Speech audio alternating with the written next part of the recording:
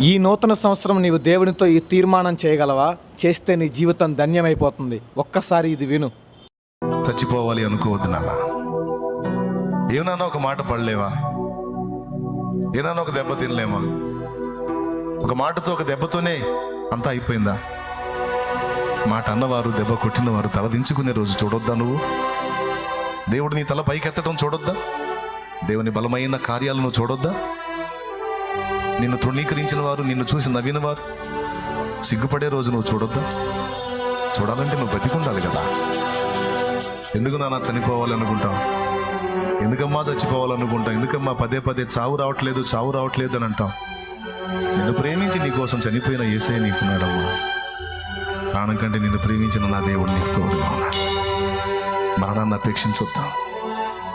ప్రభా బ్రతుకుతా, నీ కార్యాలు చూస్తా, నీకోసం బతుకుతా అని చెప్పు. యేసయ్యకి చెప్పు.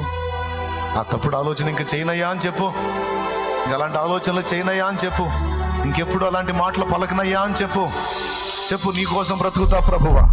ఎవరిననుకున్న నాకు నువ్వు ఉన్నావు తండ్రి. నువ్వు ఉన్నావన్న ధైర్యంతో బ్రతుకుతా. నువ్వు కార్యం చేస్తావన్న ధైర్యంతో బ్రతుకుతా. పడతా, మాటలైనా పడతా, దెబ్బలైనా తింటా, అవమానాలైనా పడతా ప్రభువా. కానీ నీకోసం బ్రతుకుతా ప్రభు.